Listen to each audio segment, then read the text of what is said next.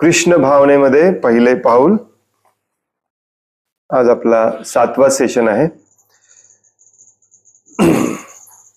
ज्याच्यामध्ये आपण जपाचे नियम आणि जप कसा करायचा हे आज आपण वाचणार आहोत. आणि जप कशा पद्धतीने शुद्धतेच्या लेवलला करायचा ते आपण उद्या त्याच्यावरती चर्चा करणार आहोत. थोडंसं प्रेझेंटेशन करता येईल का मी बघतोय उद्यासाठी गुगल मीट वरती प्रेझेंट करता येईल का. तर आज आपण फक्त हा जो अध्याय आहे या पुस्तकातला तो वाचणार आहोत आणि नियम समजावून घेणार आहोत. परंतु जप शुद्ध पद्धतीने आणि जप एक्झॅक्टली कसा करायचा असतो, का करायचा असतो, जपामुळेच आपली मुक्ती कशी होते, हे सगळं आपण उद्या वाचणार आहोत. आज आपण जपाचे नियम आणि 10 नाम अपराध जर वेळ मिळाला तर चर्चा करूया. या पुस्तकात दिलेले नाही आहेत 10 नाम अपराध, परंतु ते देखील अत्यंत महत्वाचे. तर आपण आज सुरुवात करणार आहोत पान नंबर 29 वरती जप या सेक्शन पासून. महाराज लिहितात, कृष्ण नाम महामंत्रेर ऐत स्वभाव ऐ जपे तारे कृष्णे उपजये भाव. जो हरे कृष्ण महामंत्राचा जप किंवा कीर्तन करतो त्याच्यामध्ये कृष्ण प्रेम तात्काळ उदित होते, हेच याचे वैशिष्ट्य आहे. चैतन्य चरितामृत आदि लीला 7.83. प्रत्येक गंभीर कृष्ण भक्तासाठी हरे कृष्ण महामंत्राचा जप खूप महत्वाचा आहे. आपण कामाच्या बाबतीत कितीही व्यग्र असलो तरीही त्यातून वेळ बाजूला काढून हरे कृष्ण जपासाठी ठराविक वेळ काढायलाच हवा. जप संख्या मोजण्यासाठी सर्वोत्तम उपाय म्हणजे माळेवर जप करणे हा होय. प्रत्येक दीक्षित भक्ताने 108 मणी असलेल्या माळेवर कमीत कमी 16 माळांचा जप प्रतिदिन करायलाच हवा. म्हणजेच 108 गुणिले 16 इतक्या वेळेला महामंत्र म्हणायलाच हवा. कृष्ण कृपामूर्ती श्री श्रीमद AC भक्तिवेदांत स्वामी प्रभुपादांनी हा नेम घालून दिला आहे. श्रील प्रभुपाद हे इस्कॉनचे संस्थापक आचार्य आहेत.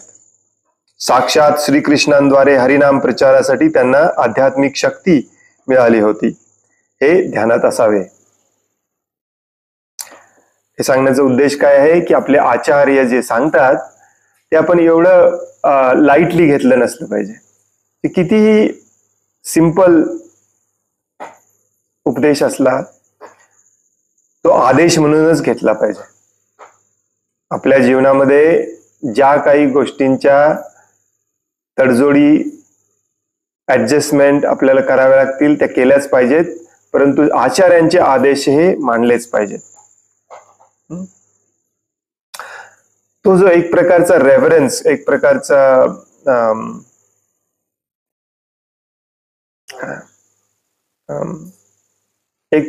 आदर, एक प्रकारची कृतज्ञता पूर्वीच्या काळामध्ये होती गुरूंबद्दल, आचार्यांबद्दल, वरिष्ठांबद्दल.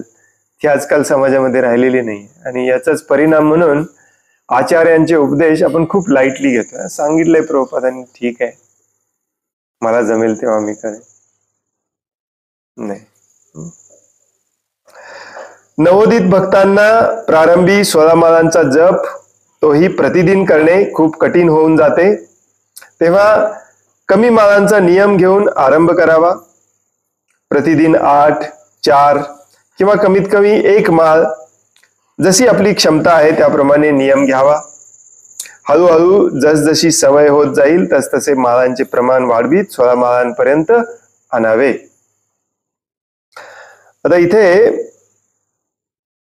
पुढे लिहिलेलं आहे सेक्शन, ठीक आहे, पुढे लिहिलेलं आहे तेव्हाच वाचूया आपण. मला वाटलं जप माळेवरतीच केली पाहिजे, ह्याच्यावरती थोडीशी चर्चा करायला पाहिजे आपल्याला.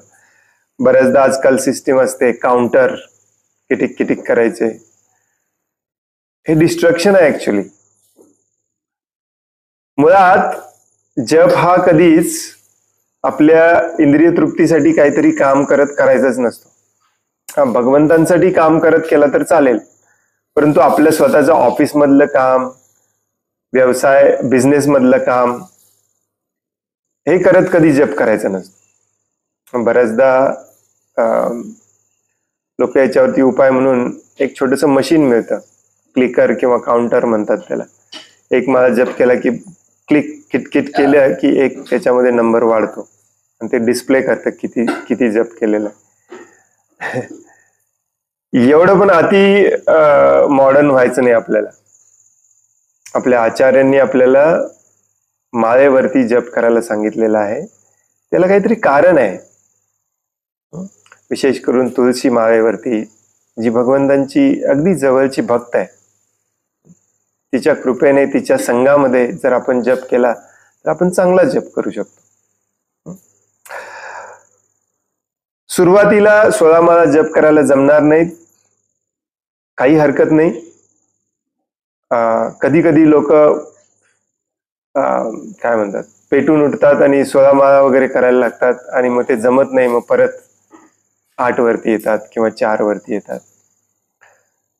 हे काय येतात ते उद्या आपण चर्चा करणार आहोत. ही जी स्टॅग्नंट पोझिशन असते एकाच ठिकाणी राहायची, ती खूप डेंजरस असते ऍक्च्युली.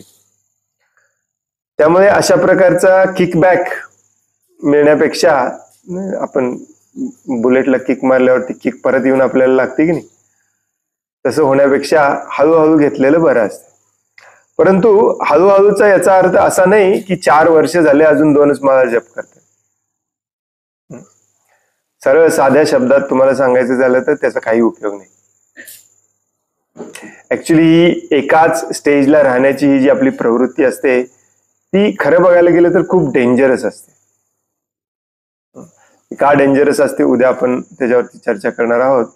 परंतु आता तेवढंच लक्षात ठेवा की साध्या सोप्या शब्दात जरी सांगायचं म्हटलं तरी जिथे दिसण्यायोग्य प्रगती होत नसते, आनंद मिळत नसतो, तिथे मग आपला इंटरेस्ट आपला इंटरेस्ट कमी होत जातो. आणि इंटरेस्ट कमी केला की मग काहीच करावं असं वाटत नाही. जनरली प्रभुपाद सांगतात की 2 वर्षाच्या आत, 2 वर्ष हे मॅक्झिमम लिमिट आहे, 2 वर्षापर्यंत थांबायचं पण नाही, 2 वर्षाच्या आत तुम्ही 16 माळा जप करायला त्या लेवलला आलं पाहिजे. मग आपण हे स्वतःच करायचं ऍक्च्युली. आपले वरिष्ठ मदत करतील ठराविक प्रमाणामध्ये. हे भौतिक जगामधली टाइम मॅनेजमेंट कशी करायची, ऍक्च्युली हे काही शिकावं लागत नाही. पण भगवंतांना तुम्ही सुरिधम, मित्र, परमेश्वर, नियंत्रक मानलं तर त्यांच्यासाठी वेळ काढायला काही जास्त मनाला समजावून सांगायला लागत नाही. हळूहळू आपली दृढता वाढत गेली पाहिजे. आणि शुद्ध भक्तांच्या संघामध्ये जनरली हे फास्ट होतं. तुम्ही जर भक्तांच्या संघात नसाल, विशेष करून शुद्ध भक्तांच्या संघात नसाल, तर त्याचा स्पीड आपोआपच कमी होतो. आणि जरी शुद्ध भक्तांच्या संघात असाल परंतु तुमची भौतिक आसक्ती तुम्हाला सोडायचीच नसेल, भगवंतांना मानायचंच नसेल, तरी तुमचा स्पीड स्लो होतो. जनरली लक्षात ठेवायचं की 2 वर्षापर्यंत आपण जर 16 माळा जप करायला आलो नाही तर आपल्यामध्ये काहीतरी प्रॉब्लेम आहे, ह्यूज प्रॉब्लेम आहे. त्यामुळे एका माळेने सुरुवात करा. दुसरा महिना झाला की त्याचे 2 माळा जप करायला सुरुवात करा. अजून एखाद महिना गेला की 2चे 4 करा. 2चे 3 नाही करायचे कधी. 2चे 4 करायचे, 4चे 8 करायचे आणि 8चे 16 करायचे. मधले स्टेज घ्यायचे नाहीत. 3, 7, 9, 11, 13, 14, 15. त्याचा काही उपयोग होत नाही. डबल करत राहायचं. हे लक्षात ठेवा. ज्याप्रमाणे जपाचे प्रमाण कधीच कमी करू नये, वाढवतच जावे. ऍक्च्युली 16 पेक्षाही जास्त करायचे असतात. दीक्षा घेतल्यानंतर 16 माळांपेक्षा कमी जप कधीच करू नये. अर्थात जप करणे म्हणजे निश्चितच नामसंख्या पुरी करणे असेही नाही. चांगल्या दर्जाच्या जपाने शीघ्र आध्यात्मिक प्रगती निश्चित होईल. भक्ती भावनेने युक्त होऊन श्रीकृष्णांना प्रार्थना करीत आहोत या भावनेने त्यांच्या पवित्र नामाचा ध्यानपूर्वक जप करावा. जसं काल आपण जपाचा अर्थ वाचला, तुमच्यापैकी किती जणांच्या लक्षात आहे? जपाचा अर्थ काय असतो? हे कृष्ण, हे श्रीकृष्णांची शक्ती, श्रीमती राधाराणी, कृपया मला तुमच्या सेवेमध्ये नियुक्त करा. तर ही भावना असली पाहिजे जप करताना, आणि ते कार्य करायला पण पुढे आलं पाहिजे हळूहळू, म्हणजे ते जपाचं कार्यामध्ये रूपांतर होतं. मेकॅनिकली जप करणे खूप डेंजरस असतं. त्याच्यापेक्षा क्वालिटी असली पाहिजे जपामध्ये, क्वांटिटी वाढवत बसण्यापेक्षा. जो काही जप आपण करतो तो प्रामाणिकपणे, सिन्सिअरली, लक्षपूर्वक, ध्यानपूर्वक, नाम अपराध टाळून केले पाहिजे. यस, जसं जप एकदम 16 माळा जप करायला जमत नाही, तसे सगळे नाम अपराध देखील एकदम बंद करायला येत नाही आपल्याला. बऱ्याच वेळेला आपली कौटुंबिक, सामाजिक, आर्थिक परिस्थितीच अशी असते की हे सगळे नाम अपराध आपण थांबवू शकत नाही. ऍक्च्युली भगवंतांचं भक्त सिरियसली व्हायचं म्हटल्यावर कुठल्याही स्टेजमध्ये थांबवू शकतो. परंतु बऱ्याचदा काय होतं की भगवंतांचे नाम जप किंवा भगवंतांची भक्ती हे आपण काहीतरी हेतू ठेवून करायला सुरुवात केलेलं असतं. आपल्या घरात काहीतरी प्रॉब्लेम असतात, काहीतरी आर्थिक अडचणी असतात, हेल्थ प्रॉब्लेम्स असतात, ते जावेत म्हणून आपण करत असतो. आणि ते जर गेले नाहीत तर आपण आपल्या त्या जपावरचा विश्वास पण जातो आणि परत आपण आपल्या कर्मी दुनियेमध्ये जातो. त्यामुळे जपाचा अर्थ माहिती असणे गरजेचं आहे. आणि जरी वाढवता येत नसला, कठीण परिस्थिती असली, आपली परिस्थिती काही का असेना, कौटुंबिक, सामाजिक काही परिस्थिती असेना, जरी नाम अपराध आपल्याला टाळता येत नसतील तरी आपण भयानक प्रयत्न केले पाहिजेत. आणि ज्याला नामजपाचा अर्थ प्रामाणिकपणे कळतो तो करतो प्रयत्न. परंतु जो काहीतरी हेतू ठेवून आलेला असतो त्याचे प्रामाणिक प्रयत्न हळूहळू कमी होत जातात. नाम अपराध काही थांबत नाहीत, जपाची संख्या पण कमी होत जाते, आणि मग अशा रीतीने आपलं पूर्णपणे पतन होत. आणि हे हरे कृष्ण महामंत्राच्या जपाला काहीतरी भौतिक अर्थ लावणे की हे जप केल्यामुळे एवढं हे मिळतं, हे जप केल्यामुळे हा प्रॉब्लेम सॉल्व्ह होतो, हाच सगळ्यात मोठा अपराध आहे. 10 नाम अपराधांपैकी हा देखील एक अपराध आहे. कारण काही मागण्यासाठी आपण जातच नसतो. यस, मागतो, पण काय मागतो? सेवा मागतो. भगवंत तुमची सेवा द्या. आपल्या भौतिक जगामध्ये राहण्यासाठी, भौतिक जगातली परिस्थिती सुधारवण्यासाठी काही मागायचं असेल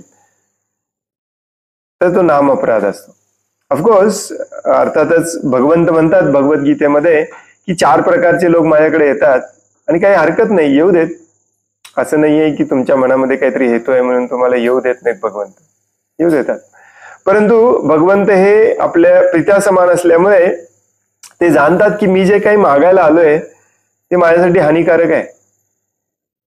मग ते आपल्याला समजावून सांगून ऍक्च्युली मला काय पाहिजे ते देतात. त्यामुळे काही का कारण असेल आपल्याला भगवंतांकडेच जायचं आहे, परंतु हळूहळू शुद्ध भक्तांच्या संघामध्ये ती प्रवृत्ती पण सोडून द्यायची. प्रभुपाद नेहमी उदाहरण देतात ध्रुव महाराजांचं. ध्रुव महाराज हे आर्त होते, प्रॉब्लेम होता त्यांना म्हणून गेले. अर्थार्थी होते, त्यांना काहीतरी पाहिजे होतं म्हणून गेले. परंतु जेव्हा त्यांनी भगवंतांना पाहिलं तेव्हा त्यांच्या सगळ्या भौतिक इच्छा निघून गेल्या.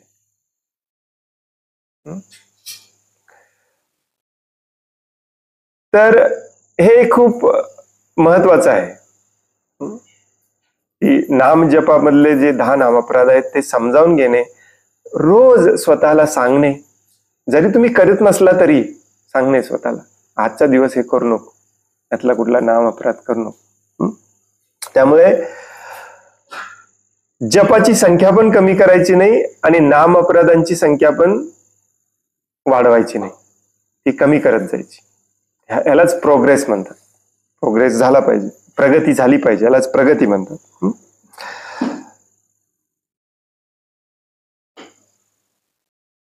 तुळशीच्या खोडापासून बनवलेल्या मण्यांची माळ ही सर्वोत्तम जपमाळ आहे. कडुलिंब, बेल इत्यादी वृक्षांच्या लाकडापासून तसेच कमळाच्या बीजापासून बनवलेल्या इतरही माळा प्रचलित आहेत. वैजयंतीच्या बियापासूनही बनवलं जातं बऱ्याचदा. नामसंख्या मोजण्यासाठी या माळांचा उपयोग केला जातो. म्हणजे किती केलंय आपण हे मोजण्यासाठी उपयोग केला जातो. जपमाळेमध्ये जपसंख्या मोजण्यासाठी 108 मणी असतात आणि एक अधिक मणी असतो. तो आकाराने थोडा मोठा असतो. त्याला मेरुमणी किंवा मुख्यमणी असेही म्हणतात. इथे चित्र दाखवलेलं आहे. तुमच्याकडे पुस्तक असेल तुम्ही बघू शकता. याच्या पुढे जाण्यापूर्वी हा मुद्दा, तुळशीच्या माळेवरती जप करायची का लिंबाच्या, आंब्याच्या, बेलाच्या वगैरे लाकडाच्या माळेवरती जप करायची? सुरुवातीला प्रॅक्टिस करायला जनरली आपल्याला लिंबाच्या किंवा आंब्याच्या झाडाची पासून तयार केलेली जपमाळ दिली जाते. कारण तुळशी माता देखील पवित्र आहे आणि आपल्याकडून असाही अपराध होऊ नये की आपण तिला कुठेही ठेवायचं, कसंही कुठेही ठेवून निघून जायचं, त्याच्यावरती बसणे, किचन मध्ये ठेवणे. होपफुली आपण बाथरूम मध्ये वगैरे तर कधीच नेलं नसलं पाहिजे, किंवा अगदी रस्त्यामध्ये वगैरे जरी आपल्याला टॉयलेट बाथरूमला जायचं असेल तर तुळशी माळ बाजूला ठेवून कधीही केलं पाहिजे. कारण ती खूप पवित्र असते आणि ती पवित्रता टिकवून ठेवण्यासाठी जो काही सिरियसनेस हवा असतो आपल्याकडे, तो जर नसेल तर सुरुवातीला प्रॅक्टिस आपण ही लिंबाच्या किंवा आंब्याच्या माळेवरती करायची. काही हरकत नाही, प्रॅक्टिस करणे गरजेचं आहे. जेव्हा आपल्याला त्याचं महत्व समजतं तेव्हा आपण तुळशी माळेवरती करायला काही हरकत नाही. आणि म्हणूनच तुम्ही बऱ्याचदा भक्तांच्या हातामध्ये बॅग बघितली असेल. त्या बॅगेचा दुसरा तिसरा कुठलाही उद्देश नसतो की ही जी माळ आहे ती कुठेही जमिनीवरती, घाणेरड्या ठिकाणी वगैरे त्याला अपवित्र होऊ नये, अस्वच्छ होऊ नये म्हणून ती बॅग वापरली जाते. असं काही वापरायलाच पाहिजे असं काही कंपल्सरी नाही आहे, परंतु ते बॅग वापरल्याने 99% आपले काम हलकं होतं.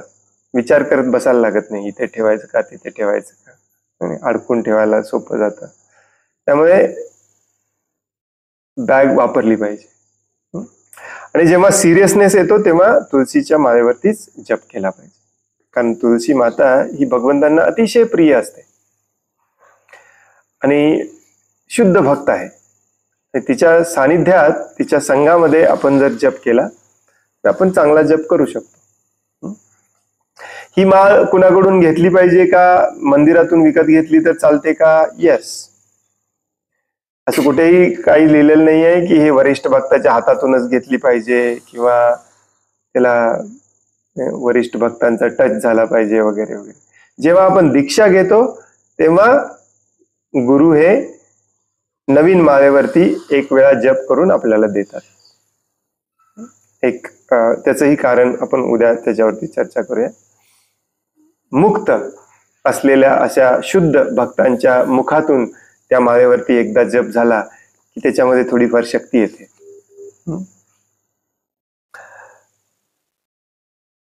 परंतु डेली प्रॅक्टिस करायला, जोपर्यंत आपण दीक्षा घेत नाही तोपर्यंत प्रॅक्टिस वगैरे करायला तुमचं तुम्ही जाऊन मंदिरात जाऊन घेऊन आला, काही हरकत नाही. तुटली केली, दुरुस्त केली, काही प्रॉब्लेम नाही. हे सगळे अंधविश्वास मनातून काढून टाका. भगवंतांना तुम्हाला घाबरवायचं नाही आहे.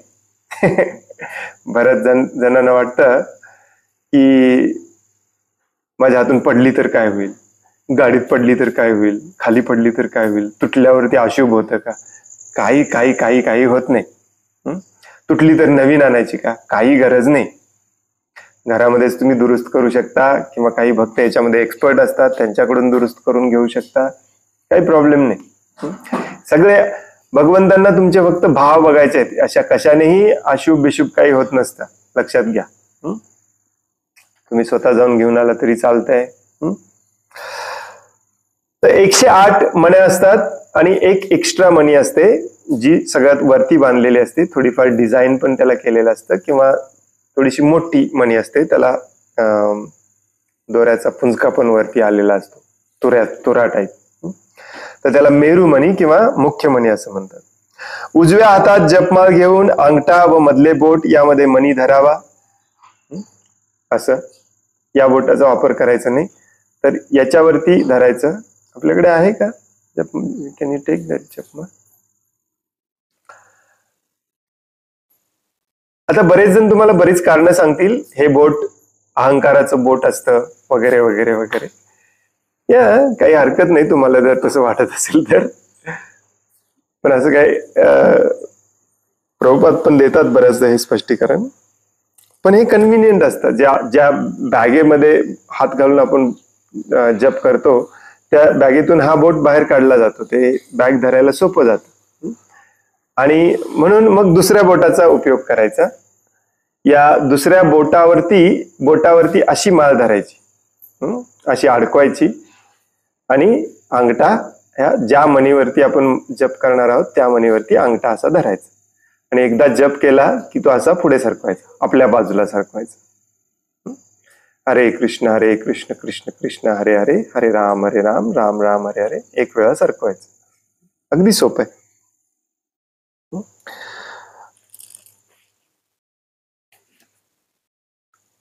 उजव्या हातात जपमाळ घेऊन अंगठा व मधले बोट यामध्ये मणी धरावा. तर्जनीला अपवित्र मानल्याने तिचा स्पर्श मनाला होऊ देऊ नये. अपवित्र मानणे म्हणजे काय असं नसतं की याच्याने काही काम करायचं नाही वगैरे. पण जनरली हे बोट जे आहे ते अहंकारासाठी वापरलं जातं, मी माझं वगैरे करण्यासाठी. मुख्य मनाच्या जवळील पहिल्या मण्यापासून जपाला प्रारंभ करावा. जो मेरू मणी असतो ना त्याच्यावरती. हरे कृष्ण मंत्राचा जप करण्याआधी पंचतत्व मंत्राचा म्हणजेच श्री कृष्ण चैतन्य प्रभू नित्यानंद श्री अद्वैत गदाधर श्रीवासादी गौर भक्त वृंद याचा जप करावा. कारण कलियुगामध्ये आपली गुरु शिष्य परंपरा त्यांच्यापासूनच सुरुवात होते, श्री चैतन्य महाप्रभूंपासून. आणि श्री चैतन्य महाप्रभू हे भगवान श्रीकृष्णांचे अवतार या कलियुगामध्ये विसरलेला युग धर्म परत सांगायला आले होते, जो नाम जप आहे.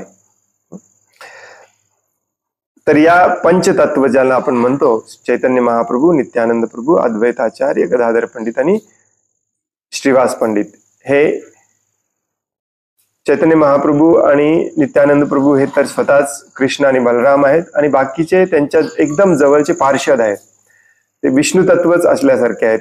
आज अद्वैताचार्यांना तर विष्णू तत्वच म्हटलं जातं. तर यांना आपण एकदा प्रणाम करून विनंती करायची की मला जपामध्ये यश मिळू दे, म्हणजेच भगवंतांची सेवा मिळू दे. तर त्या तो जो मेन मनी असतो त्याच्यावरती हा मंत्र म्हणायचा, आणि नंतर प्रत्येक मणीवरती हरे कृष्ण महामंत्र म्हणायचा. यामुळे महामंत्राच्या जपादरम्यान होणाऱ्या अपराधापासून मुक्त होता येते.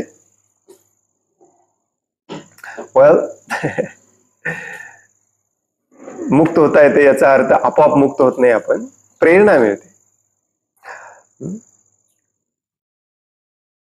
नाम जप संदर्भात 10 नाम अपराध आहेत. जप करणाऱ्यांनी त्यांचाही विचार करणे आवश्यक आहे. त्यांचा उल्लेख भक्ती रसामृत सिंधू या ग्रंथात 8व्या अध्यायाच्या अंती करण्यात आला आहे. त्यामुळे इथे दिलेलं नाहीये. अमोल प्रभू काल विचारत होते. आता पहिल्या मण्यावर जप करण्यास प्रारंभ करावा. काल आपण वाचलं त्यामुळे कदाचित इथे स्किप केलेलं आहे. ही पण चांगली सवय आहे की प्रत्येक जप करण्यापूर्वी श्रील प्रभुपादांचा प्रणाम मंत्र देखील म्हणणे. हे तुम्हाला माहिती नसतील तर पुस्तक घ्या, त्याच्यामध्ये दिलेलं आहे, लिहून ठेवा एका पानावरती. नमः ओम विष्णुपादाय कृष्ण पृष्ठाय भूतले श्रीमते भक्ती वेदांत स्वामी मिती नामिने नमस्ते सारस्वती देवे गौरवाणी प्रचारिणे निर्विशेष शून्यवादी पाश्चात्य देशतारिणे। जय श्री कृष्ण चैतन्य प्रभु नित्यानंद श्री अद्वैत गदाधर शिवासादि गौर भक्तवृंद। आणि मग प्रत्येक मणीवरती महामंत्राचा जप करायला सुरुवात करायचा। हरे कृष्ण कृष्ण कृष्ण हरे हरे, हरे राम राम राम हरे हरे। नंतर दुसरा मणी ओढायचा, पुन्हा जप करायचा, हरे कृष्ण कृष्ण कृष्ण हरे हरे, हरे राम राम राम हरे हरे। अशा प्रकारे प्रत्येक वेळी महामंत्राचा उच्चार करून एक मणी मागे सरकवावा। मेरुमणी किंवा मुख्य मणी येईपर्यंत जप केल्याने एका माळेचा जप पूर्ण होतो। आता मेरुमण्याला न ओलांडता माळ उलटी फिरवावी आणि पुन्हा एकदा पंचतत्व मंत्राचा जप करून दुसऱ्या माळेला प्रारंभ करावा। बरेच जण प्रभुपादांचा प्रणाम मंत्र देखील म्हणतात दुसरी माळ सुरू करताना, काही हरकत नाही। उलटा करू नये म्हणजे काय, जेव्हा आपण पूर्णपणे संपवून इथे येतो, दिसतंय का नाही माहित नाही तुम्हाला, इथे येतो, आता याच्या पुढे जाणार आपण, हा मेरू मणी आला, याच्या पुढे जायचं नाही, तर हे उलट करून घ्यायचं आणि उलट्या दिशेने सुरू करायचं असं सांगितलेलं। याच्या मागचं कारण मला पण माहिती नाही, पण काही हरकत नाही। या गोष्टी एवढ्या पण काही महत्वाच्या नसतात। काही गोष्टी आपल्या आचार्यांनी सांगितल्यात म्हणून पण आपल्याला करायच्या असतात, त्याच्यावरती PhD करून आपल्याला काही मिळत नाही। नाम जप हा सोपा आहे।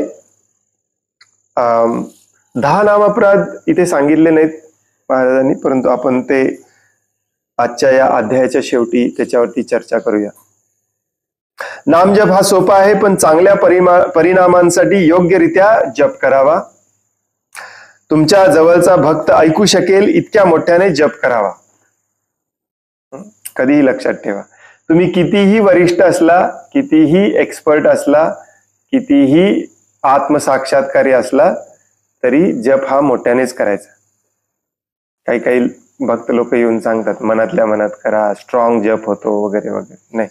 प्रभुपादांचा आदेश आहे जप मोठ्याने करा। तुम्ही म्हटलेलं तुम्हाला तरी परफेक्टली ऐकू आलं पाहिजे। ही जपाची हा मार्ग असतो, इकडून इकडे आणि इथून हृदयापर्यंत, त्यामुळे मोठ्याने म्हणायचं। निदान कमीत कमी आपल्या बाजूला बसलेल्याला ऐकू यावं एवढ्या मोठ्याने तरी म्हणायचं। जप करताना महामंत्रातील शब्दांवर ध्यान केंद्रित करावे। मनाचे मंत्रावरील हे ध्यान म्हणजे मंत्र ध्यान होय आणि चित्त मार्जन करण्याचे ते प्रभावी साधन आहे। ध्यान केंद्रित करावं। ध्यानपूर्वक जप न करणे हा देखील एक नाम अपराध आहे, परंतु काही हरकत नाही, आपली सगळ्यांची सुरुवात तिथूनच होते, तिथूनच झाली पाहिजे। हे उद्या परत एकदा आपण याच्यावरती चर्चा करणार आहोत। आणखीन एक मुद्दा म्हणजे यस मोठ्याने म्हणून जप करायचा आहे, परंतु याचा अर्थ असाही नाही की एकदम आक्रोश करून दुसऱ्यांना सगळ्यांना डिस्टर्ब करत जप करायचंय किंवा कर्कश आवाजामध्ये जप करायचं, हरे कृष्ण कृष्ण कृष्ण हरे, नाही करायचं। आणि कोणाला दाखवण्यासाठी करायचं नसतं आपल्याला। बऱ्याचदा भक्त मंदिरात वगैरे जप करत असतात आणि कोणाची चाहूल लागली की लगेच त्यांचा आवाज वाढतो, हरे कृष्ण। कोणालाही दाखवायचं नाहीये आपल्याला, स्वतःला ऐकू आलं पाहिजे। जनरली मोठ्याने जप करण्यामागे आणखीन एक उद्देश हा असतो की तुम्हाला झोप लागू नये। चान्सेस खूप असतात सुरुवातीला, कारण एक रिदम तयार होतो, एक लय तयार होते, आणि कुठल्याही गोष्टीचा लयबद्ध पद्धतीने एक माणूस करायला लागला की त्याला झोप येते। जेव्हा मन बुद्धी त्याच्यामध्ये नसतं तेव्हा तर 100% झोप येते। त्यामुळे मोठ्याने जप करायचा, मन केंद्रित करून ध्यानपूर्वक जप करायचा, कारण हे मनाला साफ करण्यासाठी जपाचा उपयोग केला जातो, मनाला शुद्ध करण्यासाठी। चंचल मनाला स्थिर करणे अतिशय कठीण आहे, पण सरावाने परिपूर्णता येते, ही मन येथेही लागू पडते। सराव करायचा, मनामध्ये ते भाव निर्माण करायचे, ही शुद्धता ऍक्च्युली नुसतं मनच नाही, तर त्याच्यामध्ये बुद्धी आणि अहंकार हे पण आले पाहिजेत. हे जे 4 स्टेजेस असतात, जीभ, मन, बुद्धी आणि अहंकार, हे 4ही स्टेजेस जपामध्ये का आणायचे, कशा पद्धतीने आणायचे, काय त्याचा परिणाम होतो, हेच आपण उद्या चर्चा करणार आहोत. हे श्रीमद भागवतम मध्ये भगवान श्रीकृष्ण उद्धवला खूप छान समजावून सांगतात आणि त्याच्याही पेक्षा अति सुंदररित्या श्रील प्रभुपाद समजावून सांगतात आपल्याला 11व्या स्कंदामध्ये. परंतु आपण ते काही वाचणार नाही आहोत, थोड्याफार प्रमाणामध्ये त्याचा उद्या आपण अभ्यास करणार आहोत. आणि ते उद्याचं सेशन चुकवू नका. उद्याचं सेशन जर तुम्हाला समजला, तुमचा जप 100% क्वालिटी त्याची वाढणार. सरावाने हळूहळू आपलं मन देखील त्याच्यावरती स्थिर व्हायला लागतं. लक्षात ठेवा, प्रत्येक अक्षर स्वतंत्रपणे स्पष्ट ऐकू येईल अशा तऱ्हेने मंत्र जप करायला हवा. जप करण्यात भक्तांना कधी कधी चुकीच्या सवयी लागतात, जसे महामंत्राचा अस्पष्ट उच्चार करणे, एखादा शब्द अथवा अक्षर गाळणे, डुलकी येणे किंवा झोप येणे, इतर कामे करणे, मधून मधून इतरांशी बोलणे किंवा वाचणे इत्यादी. एका ठिकाणी बसून जप करणे सगळ्यात बेस्ट नवसाधकांसाठी, ज्याला अजूनही नाम रुची आलेली नाहीये, भगवंतांची सेवा अजूनही जो करत नाही, सेवेमध्ये टेस्ट आलेली नाहीये, त्याने एका ठिकाणी बसून शांतपणे डोळे बंद करून मान पाठ ताठ ठेवून त्या जपाच्या प्रत्येक शब्दावरती लक्ष देऊन जप केला पाहिजे. Very important.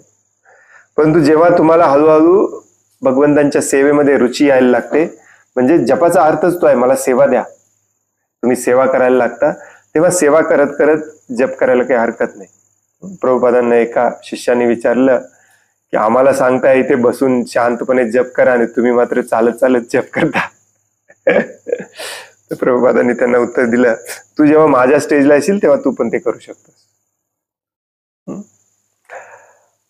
आणि जे अर्जुनाला पण भगवंतांनी सांगितलं की माझं स्मरण करत करत युद्ध कर, त्यामुळे भगवंतांची सेवा करत केलं तर चालतंय, परंतु आपलं काही काम करत केलेलं चालत नाही, हे लक्षात ठेवा. अस्पष्ट उच्चार करणे, एखादा शब्द गाळणे खूप डेंजरस असतं. हे आपल्याला मेकॅनिकली करून संपवायचं नाहीये. 16x108 संपवायचे, रेस लागल्या. काही लोक म्हणतात माझा प्रभूजी 1.25 तासात 16 माळा जप होता. ते शक्यच नाही, इम्पॉसिबल आहे. कितीही तुम्ही स्पष्टपणे उच्चारला तरी 1.25 तासामध्ये कोणाचाही जप होत नाही, लक्षात घ्या. कमीत कमी 1.5 ते 2 तास लागतात. 2 तास लागलेलं बेस्ट, 1.5 तास पण घाईघाईतच होतं. कधीही शब्द गाळायचा नाही किंवा शब्द गडबडीत म्हणायचं नाही. हरे कृष्ण हरे कृष्ण कृष्ण कृष्ण हरे हरे राम राम राम राम हरे हरे. किशी किशी किशी किशी करतात काही जण. कृष्ण कृष्ण कृष्ण कृष्ण व्यवस्थित म्हणायचं हरे कृष्ण हरे, आणि ते फास्ट म्हणायची सवय लागते आपल्याला, काही हरकत नाही फास्ट म्हणायचं. काही जण व्यवस्थित म्हणायचं म्हटलं, आमच्या एक माताजी येते म्हणून मला 12 मिनिटं लागतात एक माळ जप करायला. आमचे एक प्रभूजी पण होते, ते म्हणायचे 2 तासामध्ये प्रभूजी माझे 9 किंवा 10 जप होतात. असं स्लो जप करणे देखील डेंजर असतो, कारण जेव्हा तुम्ही स्लो एकदम जप करता, हरे कृष्ण कृष्ण कृष्ण हरे हरे हरे राम राम राम हरे हरे, मग मन इकडे तिकडे फिरायचे अजून चान्सेस असतात. थोडासा स्पीड पाहिजे, नाही तर मग मन खूप डेंजरस असतं, ते जायला तयारच असतं. परंतु स्पष्ट शब्द आपल्याला स्पष्ट, विशेष करून कृष्ण हा शब्द स्पष्ट ऐकू आला पाहिजे. कृष्ण म्हणायची सवय असते, कृष्णा अजिबात म्हणायचं नाही. बऱ्याच जणांना कृष्णा म्हणायची सवय असते. बोलताना पण हरे कृष्णा प्रभूजी, जप करताना पण हरे कृष्णा कृष्णा कृष्णा. कृष्णा हे द्रौपदीचं नाव आहे, भगवंतांचं नाही, लक्षात ठेवा. कृष्ण हे भगवंतांचं नाव आहे. बरेच संस्कृत शब्द आपण चुकीचे उच्चारतो.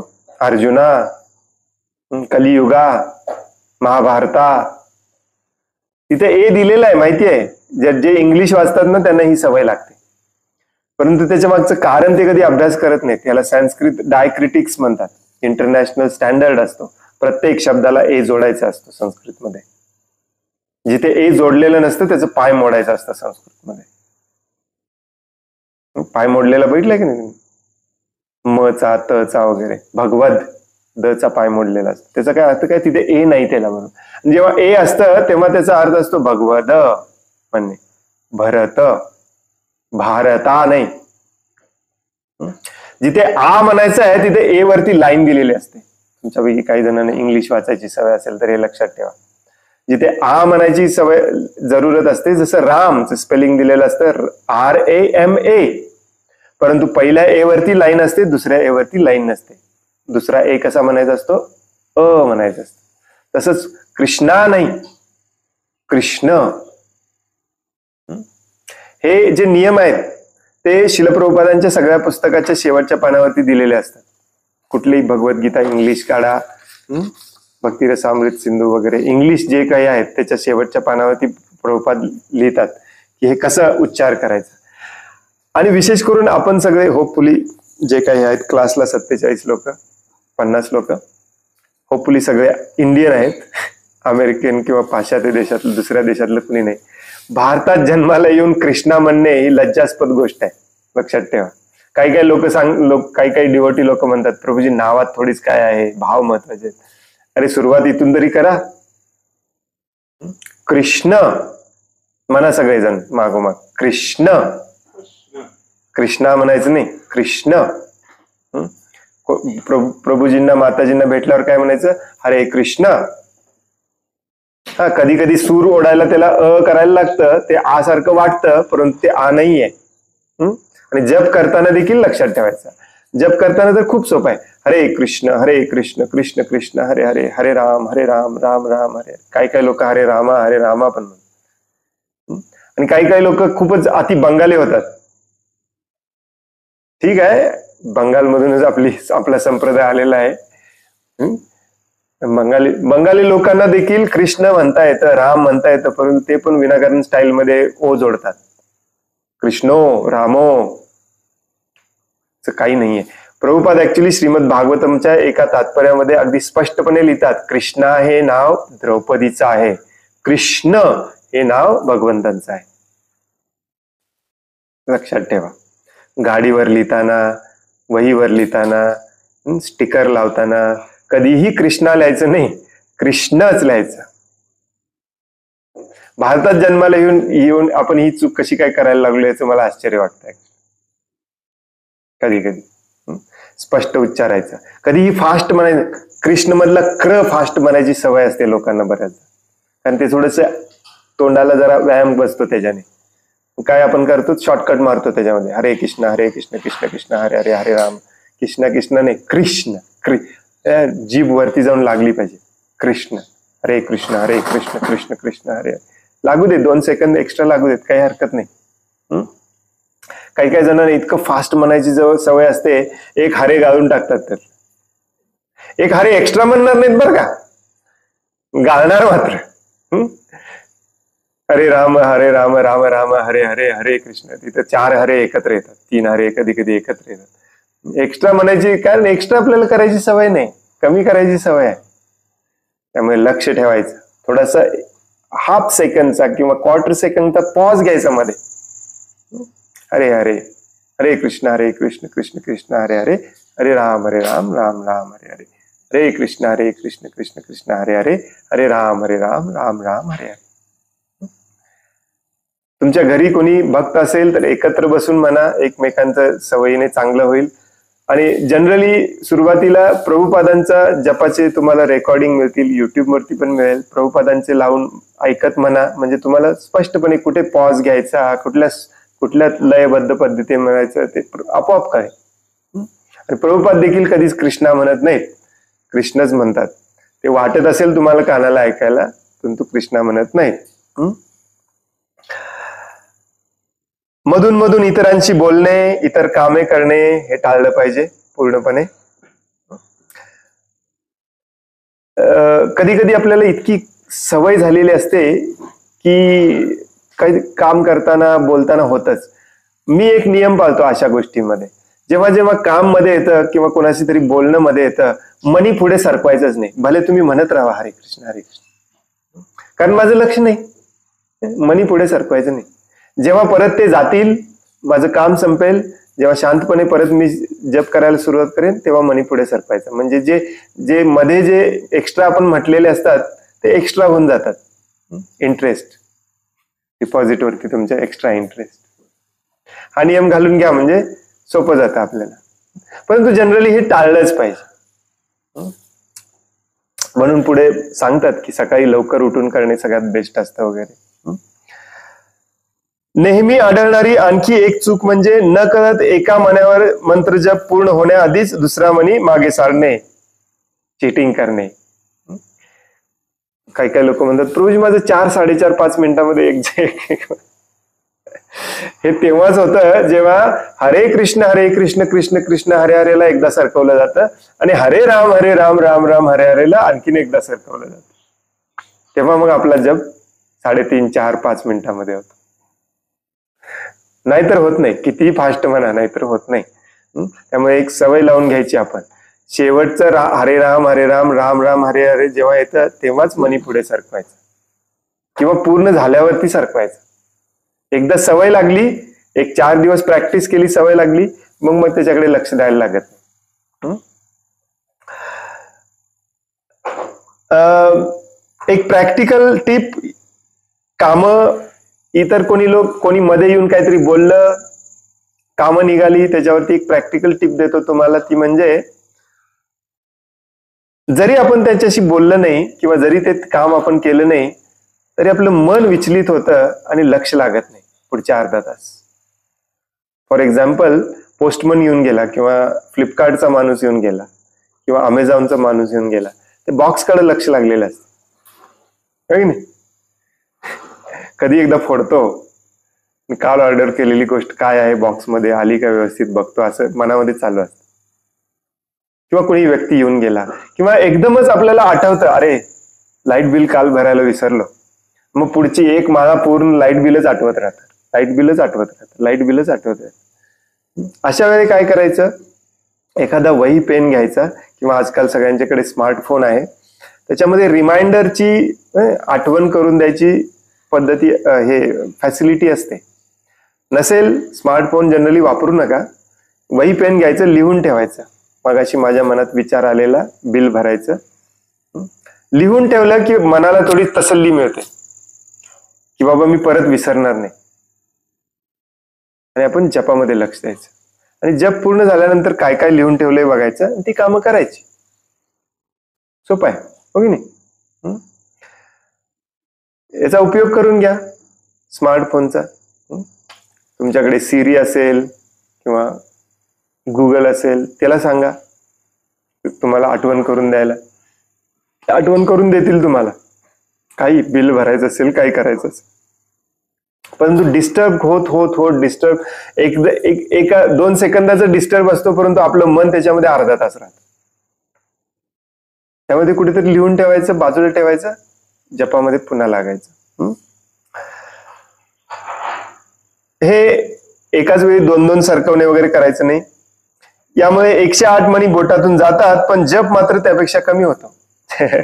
म्हणूनच जप करताना वरील चुका कमी करण्याचा प्रयत्न सतत करायला हवा. नवीन साधकांना प्रारंभी 1 माळ जप करण्यास अधिक वेळ लागतो, तथापि अनुभवी भक्तांना 16 माळांसाठी सुमारे 1.5 ते 2.25 तास वेळ लागतो. म्हणजेच प्रत्येक माळेस 5 ते 8 मिनिटं.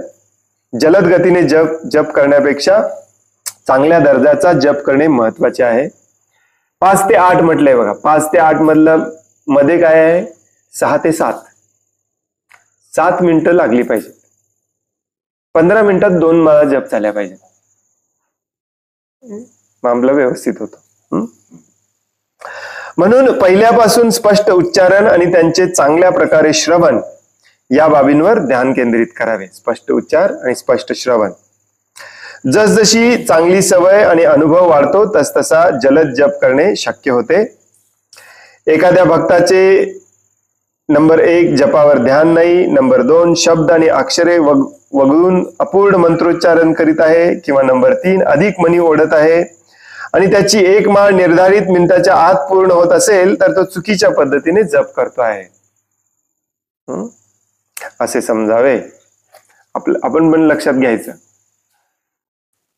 1.5 तास झाले आणि 16च्या 16 संपल्या, काहीतरी चुकले. काहीतरी चुकतंय. मग परत ते कुठे चुकलं शोधून काढण्यापेक्षा अजून एक अर्धा तास एक्स्ट्रा जप करायचे, काही बिघडत नाही. कमीत कमी 16 करायचे आहेत आपल्याला. 2 तास पूर्ण जप करायचाच. पहाटेची वेळ म्हणजेच ब्रह्ममुहूर्त, सूर्योदयापूर्वीचे 3 तास जपासाठी योग्य असते. तथापि हा जप कोणीही कोणत्याही स्थितीत करू शकतो. जसे कामावर जाताना, ट्रेनमध्ये किंवा मोटर गाडीमध्ये, रस्त्यावरून चालताना. तरीही दैनिक कृत्ये आरंभ होण्याआधीच सकाळी 16 माळांचा जप करणे अधिक चांगले. सकाळी सकाळी उरकून संपवून घ्यायचं.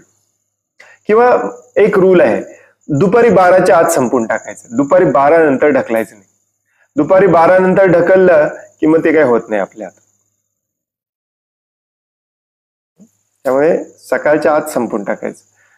सकाळी ब्रह्ममुहूर्ताला करणे सगळ्यात बेस्ट असतं, कारण आपल्या मनामध्ये विचार कमी असतात. रात्रभर झोप झाल्यामुळे मन सत्वगुणामध्ये आलेलं असतं. रजोगुणाचा प्रभाव सुरू झालेला नसतो. तमोगुण ऑलरेडी गेलेला असतो. त्यामुळे ही वेळ परफेक्ट असते वाचन करायला, श्रवण करायला, जप करायला, आरती करायला. परंतु जे शेतामध्ये राहतात किंवा गायींची शेतीची सेवा असते त्यांना जनरली ही वेळ जमत नाही. त्यामुळे त्यांनी 9-10 नंतर करणे बेस्ट. परंतु 12च्या आतमध्ये, मॅक्झिमम 1 ते 2च्या आतमध्ये संपून टाकणे, त्याच्या पुढे ढकलायचं नाही. महाराज इथे लिहितात की कामावर जाताना, ट्रेनमध्ये, कारमध्ये, रस्त्यावरून चालताना वगैरे तरी केलं तरी चालतं, परंतु स्वतः ड्रायव्हिंग करताना कधी करायचं नाही. किंवा स्वतः 2 व्हीलर चालवताना कधी करायचं नाही. साहजिकच आहे, तुमचं लक्ष नसणारच आहे जपावरती. कधी कधी करावं लागतं संपवायला, परंतु टाळायचं हे करणे. जपमाळ ठेवण्यासाठी विशिष्ट प्रकारची एक पिशवी असते, तिला गोमुखी असे म्हणतात. ती असणे चांगले. तर्जनी बाहेरच राहील अशी व्यवस्था त्यामध्ये केलेली असते, चित्रामध्ये दाखवलेलं आहे.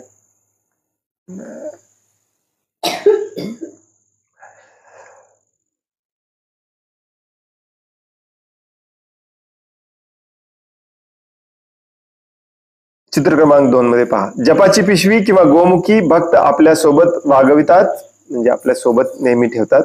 रिकाम्या वेळी जप करतात, मग तो एक्स्ट्रा का असे ना 16 पेक्षा. इतर वेळी चित्रात दाखवल्याप्रमाणे ती गळ्यात अडकवितात. शौचालयात मलमूत्र विसर्जन करताना जपमाळ सोबत नेऊ नये. तिचे पावित्र्य व शुद्धता राखली पाहिजे. सुरुवातीलाच आपण त्याच्यावरती चर्चा केली. तर हे सिंपल नियम आहेत जप करायचे. आता मला वाटलं होतं की आज थोडासा वेळ मिळेल 10 नियमांवरती चर्चा करायला, पण तिथे नाही, उद्या पण वेळ मिळायचं कठीण आहे. थोडक्यात सांगतो मी, तिथे संपून टाकूया. समजायला खूप कठीण नाही आहे ऍक्च्युली, टाळायला कठीण आहे, म्हणून ते आपल्याला समजायला कठीण वाटतं. समजायला कठीण नाहीये, लक्षात घ्या. अत्यंत महत्वाचा मुद्दा म्हणजे श्री चैतन्य महाप्रभू आपल्या चैतन्य चरितामृतामध्ये म्हणतात, आदिलीला 8वा अध्याय 16वा श्लोक म्हणतात की अनेक जन्म जरी आपण जप केला तरी जर आपण या 10 नाम अपराधांपैकी एखादा अपराध करत असलो तर आपल्याला भगवंतांचं प्रेम कधीच मिळणार नाही, जे या नाम जपाचं अंतिम ध्येय आहे. जनरली रोज सकाळी आपण हे 10 नाम अपराध म्हणावेत. हे 10 नाम अपराध म्हणण्यापूर्वी हा श्लोक देखील म्हणावा. लिहून घ्या.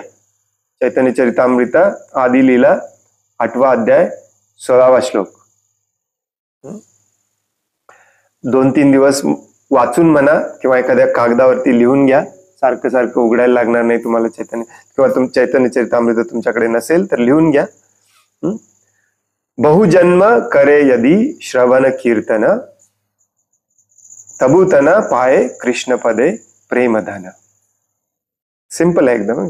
बहुजन्म करे यदि श्रवण कीर्तन, तबुतन पाये कृष्ण पदे प्रेमधन.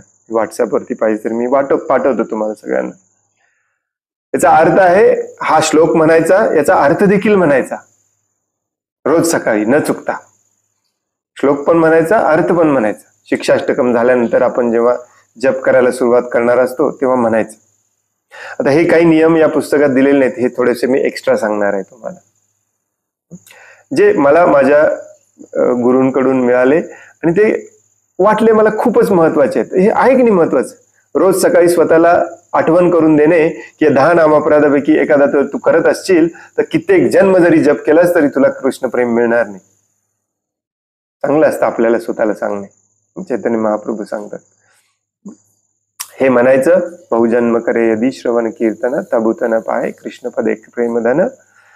कित्येक जन्म जरी आपण भगवत नामाचा जप केला तरी जर आपण 10 नाम अपराधांपैकी या अपराधांना ग्रासलेलो असेल तर आपल्याला भगवान श्रीकृष्णांचं प्रेम मिळणार नाही, जे या नाम जपाचा अंतिम ध्येय आहे.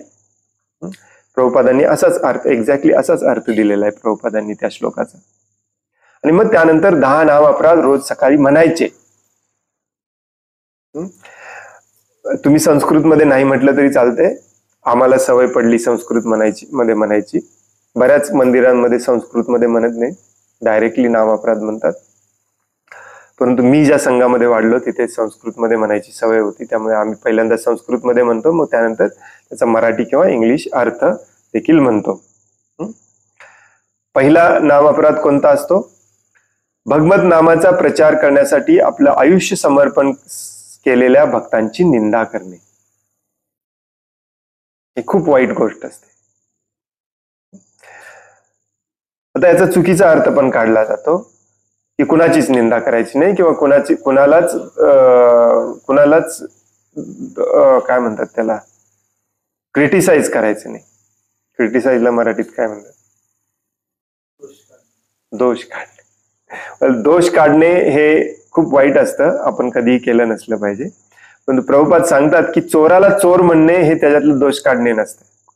त्यामुळे एखादा चोरी करत असेल, वाईट वागत असेल, ते सांगायला काही हरकत नाही. परंतु जो प्रामाणिकपणे भक्तीमध्ये प्रगती करायचा प्रयत्न करतोय आणि विशेष करून भगवंतांच्या नामाचा जगभर प्रचार करण्यासाठी जो कार्य करतोय त्याची निंदा करायची नाही आपण.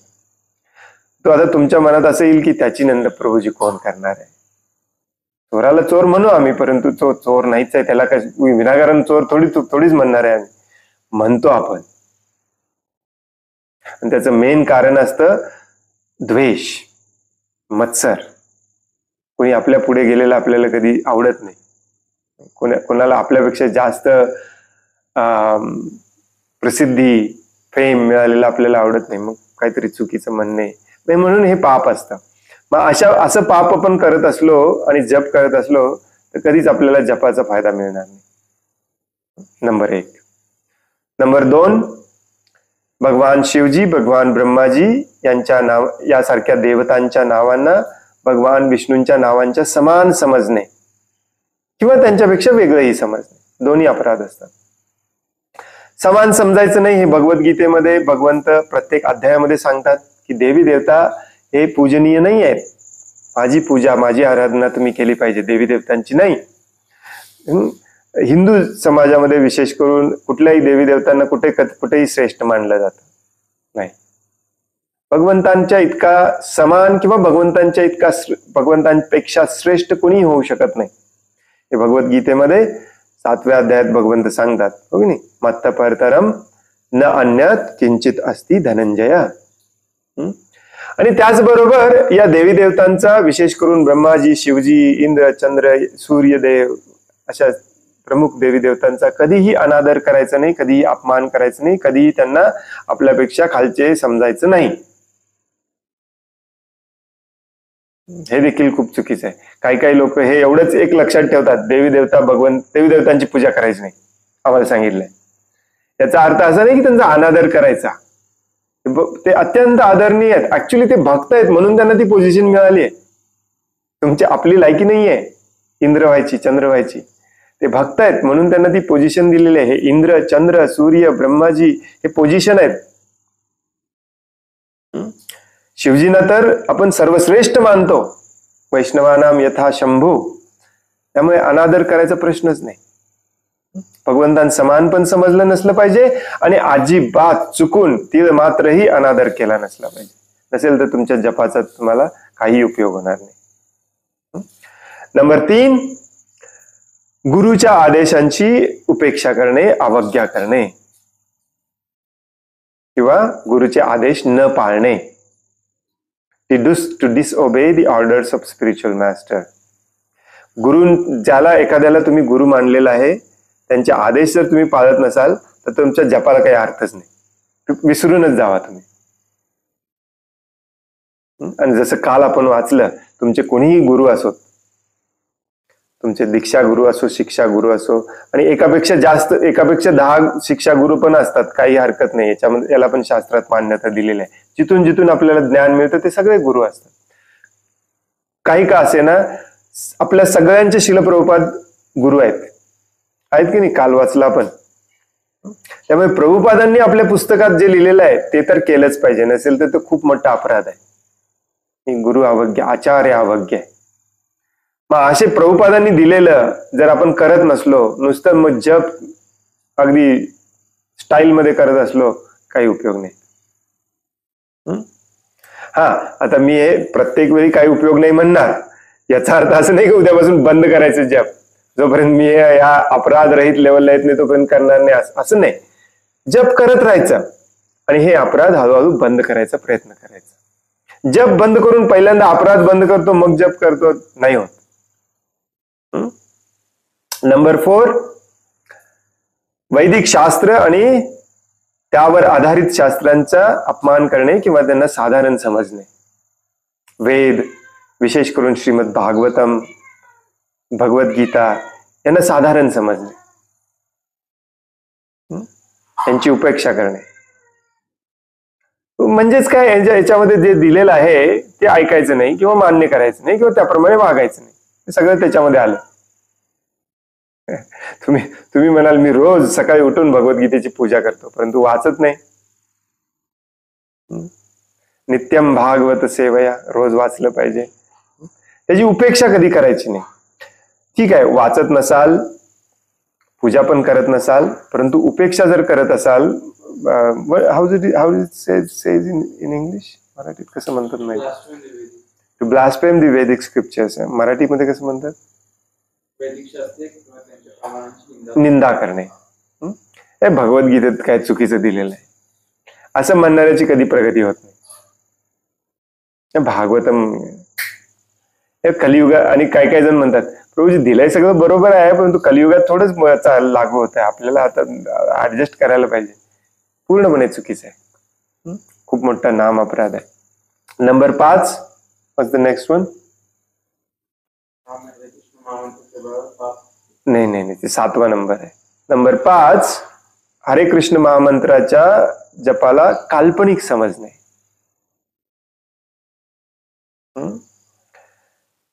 म्हणजे याला काही शक्तीच नाही, जसा दुसरा मंत्र आहे तसाच हा एक मंत्र आहे.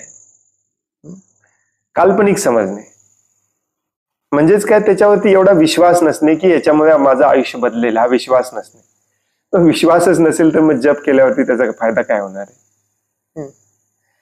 अगदी रामबाण परफेक्ट लागू होणारं जरी औषध तुम्हाला दिलं डॉक्टरने, परंतु तुमच्या डॉक्टरवरती आणि त्या औषधावरती विश्वास नसेल तर ते बऱ्याचदा लागूच होत नाही, तुमचा आजार कमीच होत नाही. परंतु डॉक्टरने नुसताच साखरेची गोळी दिली आणि सांगितलं हे एक घ्या, तुम्हाला परफेक्ट उद्या सकाळी बरं होता, विश्वास ठेवून जर घेतलं तर आपण बरं होतो. त्यामुळे विश्वास असला पाहिजे, त्या जपाला काल्पनिक समजायचं नाही. नंबर 6, या जपामध्ये काहीतरी अर्थवाद करणे, to give some interpretation to the holy name of the Lord. म्हणजे काय, जपाचा अर्थ असा आहे, जपाचा अर्थ तसा आहे, इतके मला जप केल्यावरती हे होतं, इतके मला जप केल्यावरती ते होतं. ही सवय मात्र आपल्या भक्तांमध्ये बऱ्याच जणांना नाही, माहिती का? बऱ्याचदा मी स्वतः बघितलेले. अगदी व्यासासनावरती बसून लेक्चरमध्ये सांगतात, जप करा तुमची भीती निघून जाईल, जप करा तुमचं भूत निघून जाईल, जप करा तुमचे आजार बरे होतील, जप करा तुमच्या मुलाला परीक्षेत चांगले मार्क मिळतील. ही सगळी बोगसगिरी आहे. जपाचा अर्थ एकच असतो, मला सेवा द्या. हे भगवान, हे राधाराणी, मला प्लीज कृपा करून मला प्लीज सेवा द्या. याच्या व्यतिरिक्त जपाचा कुठलाही अर्थ नाही. याच्या व्यतिरिक्त जपाचा दुसरा अर्थ काढणे की दुसरा अर्थ लावणे हा खूप मोठा जपाच्या प्रती अपराध आहे.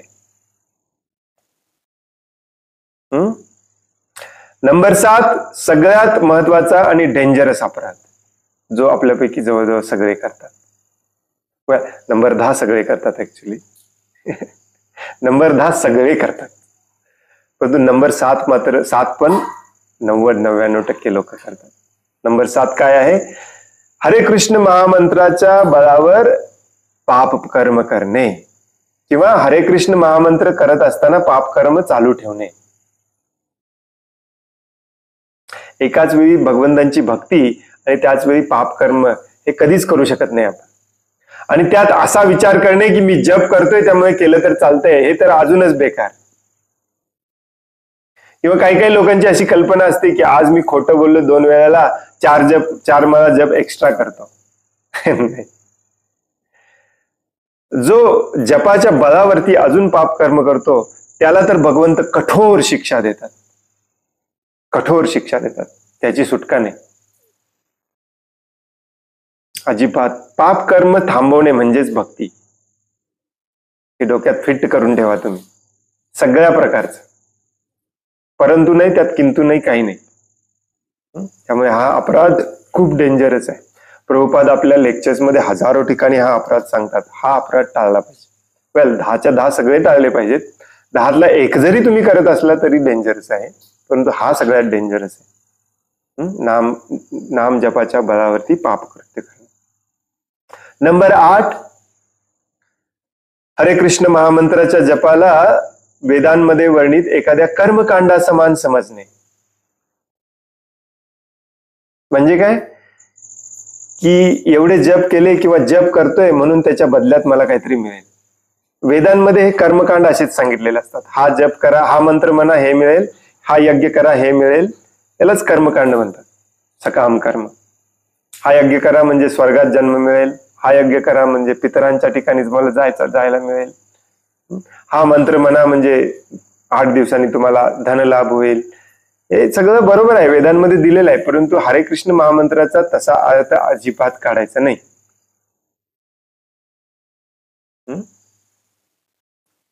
अर्थवाद आणि ह्याच्यामध्ये फरक काय आहे? अर्थवादामध्ये आपण काय करतो, वेगवेगळा अर्थ काढतो त्याचा. आणि हे काय, हे जप केल्यामुळे मला काहीतरी मिळेल.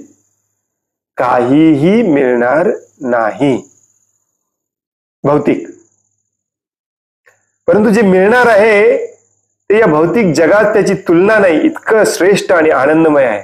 पण ते आपल्याला नको असतं. परम आनंद, भक्ती, भगवंतांची भक्तिमय सेवा मिळणार आहे आपल्याला. कारण ती सेवा मागतोय आपण, हे कृष्ण, हे राधाराणी, मला सेवा द्या, मला सेवा द्या, मला सेवा द्या. ती सेवा मिळणार आहे, त्यातच आनंद असतो, बाकी काही मिळणार नाही.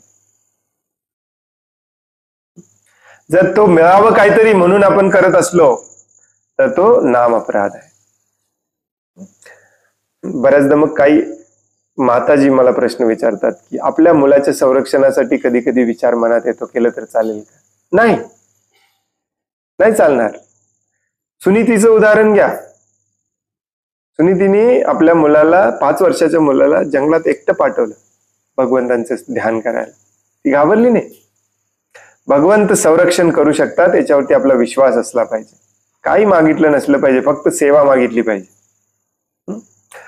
नंबर 9, मजदार अश्रद्धाळू व्यक्तींना हरिनामाची महिमा सांगणे. ज्याला भगवंतांच्या नावावरती, भगवंतांमध्ये श्रद्धा नाही, त्याला जप करायला सांगायचं नाही. आता हे बऱ्याचदा कन्फ्यूज होतं आपल्या नवीन भक्तांमध्ये किंवा जुन्या भक्तांमध्ये देखील. कारण आपल्याला सांगितलं जातं की जो येईल त्याला जप करायला लावा. मंदिरात पण बसतो आपण, प्रभूजी एक माळा जप करा, प्रभूजी माताजी एक माळा जप करा. नवीन आपल्या नातेवाईकांमध्ये मित्रांमध्ये जातो, आपल्या सत्संगला एखादा नवीन व्यक्ती येतो, प्रभूजी जप करा, माताजी जप करा. ठीक आहे, थोडीफार श्रद्धा असेल तर सांगायला काही हरकत नाही, परंतु ज्याची अजिबात श्रद्धा नाहीये त्याला अजिबात सांगितलं नसलं पाहिजे. किंवा जप केल्यामुळे काय महान आपल्या जीवनामध्ये चेंजेस झाले कधी सांगितलं नसलं पाहिजे. याचं मेन कारण असं असतं की त्या व्यक्तीची भौतिक संकल्पना, भौतिक इंद्रिय तृप्ती मधली आसक्ती अजून गेलेली नसते, त्यामुळे तो नाम अपराध करतो. आणि त्याने जर नाम अपराध केला तर तो आपल्याला पण लागतो. तो नाम अपराध इमिजिएटली करू शकतो तो. तुम्ही एखाद्याला, याचं एक ब्लंट उदाहरण मी देतो तुम्हाला. एखाद्याला तुम्ही सांगायला गेला रस्त्यावरती अडवून, हरे कृष्ण प्रभूजी एक मला हरे कृष्ण महामंत्राचा जप करून बघा, तुमच्या जीवनामध्ये बरेच बदल घडतील. अरे कुठला तुझा कृष्णा आणि कुठला काय, माझ्या आयुष्यात एवढे प्रॉब्लेम्स आणून ठेवलेत तुझ्या कृष्णाने, घरात ठेव तुझा कृष्णा. मग तुम्ही काय करणार असं म्हटल्यावरती? भगवंतांची अशी कोणी निंदा नादस्ती केलेली कधीच आपण खपवून घेतली नसली पाहिजे. आणि हे होण्याचे चान्सेस खूप आहेत कलियुगामध्ये. अगदी हिंदू लोक देखील करणार. त्यामुळे ज्याला श्रद्धाच नाहीये भगवंतांच्या नावामध्ये किंवा नाम जपामध्ये, त्याला महत्वच पटलेलं नाहीये, त्याला हे सांगत बसायचं नाही. मग प्रभूजी मग प्रचार कसा करायचा? कारण आम्हाला तर सांगितलंय सगळीकडे हरिनामाचा प्रचार करा. प्रचार करताना सुरुवातीला लोकांना हे भौतिक जग तुरुंग कसं आहे, इथे दुःख कसं तुम्ही भोगत आहात, त्रिविध ताप काय असतात, जन्म मृत्यू जरा व्याधी, हे खरेच कसे आपले खरे दुःख आहेत, हे पहिल्यांदा समजावून सांगितलं पाहिजे. आणि तुम्हाला जर जमत नसेल तर फक्त त्यांना तुमच्या गुरुकडे, तुमच्या मार्गदर्शकाकडे घेऊन यायचं फक्त काम करा, बस. तुम्हाला जर सांगायचं जमत नसेल एवढंच सांगा की आमचे प्रभूजी खूप छान समजावून सांगतात, तुम्ही पण या क्लासला, एवढंच सांगा, बस आहे. तो ऐकेल, थोडंफार त्याच्या मनामध्ये ही जिज्ञासा निर्माण होईल, मग तो विचारेल, ठीक आहे मला पटलंय, हे दुःखच दुःख आहे इथे, याच्यातून बाहेर पडायचा मार्ग काय? मग त्याला हळूहळू सांगायचं असतो, हे जप कर, सत्संगला ये, प्रसाद घे. कारण तुम्हाला हे बघा, आपल्याला स्वतःलाच पटलेलं नाहीये की हे दुःखात आहेत आपण, त्यामुळे आपणच स्वतः दुःखातून बाहेर पडायचा प्रयत्न करत नाहीये. म्हणून आपल्याला वाटतं जप आपल्याला ऑटोमॅटिकली काहीतरी जादू करेल आपल्या जीवनात, म्हणून दुसऱ्याला पण आपण सांगायला जातो आणि मग नाम अपराध करून बसतो. आपण पण शुद्ध व्हायचा प्रयत्न केला पाहिजे, दुसऱ्याला पण शुद्ध करायचा प्रयत्न केला पाहिजे. आणि नंबर 10 जो अपराध आपण सगळेजण करतो तो म्हणजे इतकं नाम जपाबद्दल ऐकून देखील हे सिरियसली घ्यायचं नाही आणि भौतिक आसक्ती चालूच ठेवायची. करतो की नाही आपण सगळेजण हा अपराध करतात. किती वर्षानुवर्ष आपण झालं एक ऐकतोय, श्रवणम कीर्तनम, नाम जप, कीर्तन, संकीर्तन, जपावरती किती लेक्चर ऐकले, व्याख्यानं ऐकली, तरीही अजून पूर्ण विश्वास नाही आपला. भौतिक आसक्ती चालूच आहे. नाम जपाचा मेन रिझल्ट असतो भौतिक आसक्ती बंद होणे, ती होतच नाहीये, कारण आपल्याला ती सोडायचीच नाहीये. हा खूप मोठा अपराध असतो. ठीक आहे, तुम्हाला गुरुनी सांगितलंय, आचार्याने सांगितलंय की वेळ घ्या, स्टेप बाय स्टेप या लेवलला या, परंतु त्याला पण एक लिमिट असते. अपयशी यशाची पहिली पायरी आहे म्हणत पहिल्या पायरीवरच किती वर्ष राहणार? इंजिनिअरिंगला असताना आमच्या वर्गातले काही लोक स्टाईल मध्ये म्हणायचे, पहिल्या वर्षी नापास झाल्यावर अपयशी यशाची पहिली पायरी. आम्ही 3rd इयरला गेलो तरी अजून तो पहिल्याच पायरीवरती आहे. याला काही अर्थ नाही ना, हो की नाही? त्यामुळे हा अपराध आपण सगळे करतो आणि हा अपराध टाळण्याचा पूर्ण प्रयत्न केला पाहिजे की आपल्याला पटलंय मग का सिरियसली घ्यायचं नाही. आणि मग त्याच हा जो श्लोक आहे कशामध्ये आहे, पद्मपुराणामध्ये, पद्मपुराणातला हा श्लोक आहे 10 नाम अपराधांचा. हा तुम्ही संस्कृत मध्ये म्हटला तरी खूप चांगलं, सवय लावली तर. आणि या श्लोकामध्ये सगळ्यात शेवटी सांगितलं जातं की ध्यानपूर्वक जप न करणे हा देखील एक अपराध आहे. ध्यान आपलं कुठे इकडे तिकडे, आपण निंदा करणार नाही, गुरुचे सगळे आपण आदेश मानत असू, आपण कुठलं पाप कर्म करत नाही, त्याला कर्मकांड समजत नाही, वेदांना मानतो, त्याला काल्पनिक पण मानत नाही, त्याला काय अर्थवाद करत नाही, अश्रद्धाळू व्यक्तीला सांगत नाही, सिरियसली पण घेतोय, परंतु ध्यानपूर्वक करत नसेल तरी पण अपराध होतो. जसं मग अशी आपण वाचलं, जप करताना जिभेवरून चालू आहे हरे कृष्ण कृष्ण कृष्ण हरे हरे, हरे राम राम राम हरे हरे, परंतु मनात मात्र चालू आहे की काल माझ्या ऑफिसमध्ये या व्यक्तीने असं करायला नको पाहिजे होतं, आज 9 वाजता 9:30 मी ऑफिसमध्ये पोहोचल्यानंतर पहिल्यांदा मी त्यालाच बघून घेणार आहे. मन वेगळीकडेच असतं आपलं. ध्यानपूर्वक जप केला पाहिजे. प्रत्येक वैष्णवाने, प्रत्येक भक्ताने जो स्वतःला वैष्णव समजतो त्याने या 10 नामापराधापासून स्वतःला वाचवायचा पूर्णपणे प्रयत्न केला पाहिजे, तरच आपल्याला कृष्ण प्रेम मिळणार आहे, नसेल तर मिळणार नाही. तर हे 10 नामअपराध आहेत, थोडक्यात सांगितले. आणि जपाचे आपण कसं करायला पाहिजे, काय करायला पाहिजे हे नियम बघितले. तर उद्या याच्या मागचं सायन्स समजावून घेणार आहोत. खूप सायंटिफिक पद्धती आहे, तुम्हाला पटणार नाही ऍक्च्युली. मी जेव्हा पहिल्यांदा हे याच्याबद्दल ऐकलं आणि वाचन केलं तेव्हा मला देखील खूप आश्चर्याचा धक्का बसलेला की खूप सायंटिफिक पद्धती आहे, आणि मी खूप सायंटिफिक माणूस आहे, त्यामुळं उद्याचा क्लास तुम्ही चुकवू नका. हरे कृष्ण. आज आपण इथेच थांबूया. कोणाला काही प्रश्न आहे, काही सांगायचं आहे?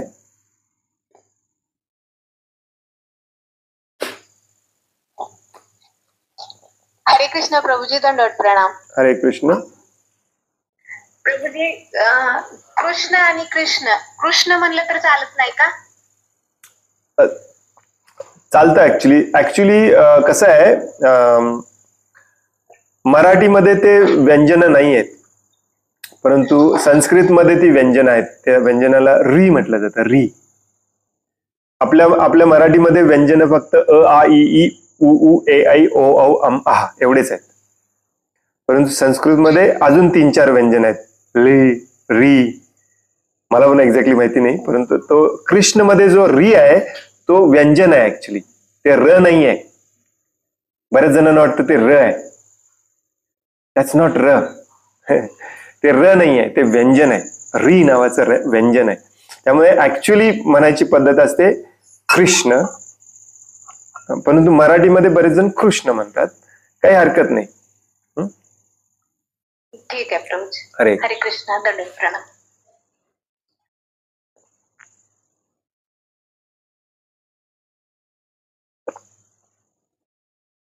हरे कृष्ण, दंडवत प्रणाम प्रभुजी. हरे कृष्ण. तुम्ही ती दीक्षेच्या टायमाला नाही का तुळशी माळ देतात, त्याच्यावरती सांगणार होता.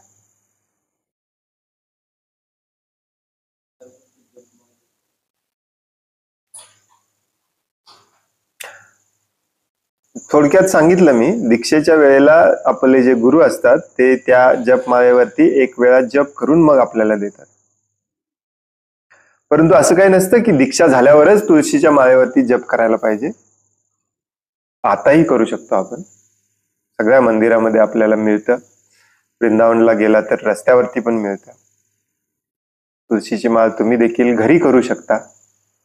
ज्या तुळशी मातेने शरीर सोडलेलं आहे ते घरी देखील करू शकता. सोपं असतं एकदम. मध्ये एक होल करायचा, थोडस घासून घ्यायचं, अशा मण्या करायच्या आणि त्या ओवून घ्यायच्या. दीक्षा झाल्यावरतीच तुळशी माळेवरती जप करायला पाहिजे असं काही नियम नाहीये.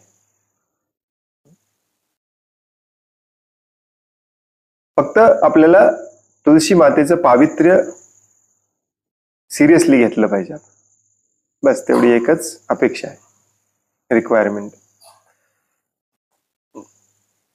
हरे कृष्ण.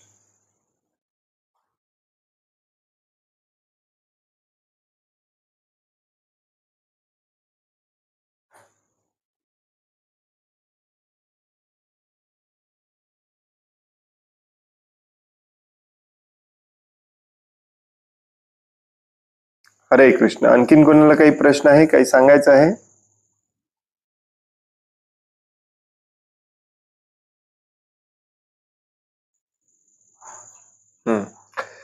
खूप खूप धन्यवाद. वांछा कल्पतरोभयश्च कृपा सिंधुभ्य एव च पतितानां पावनेभ्यो वैष्णवेभ्यो नमो नमः.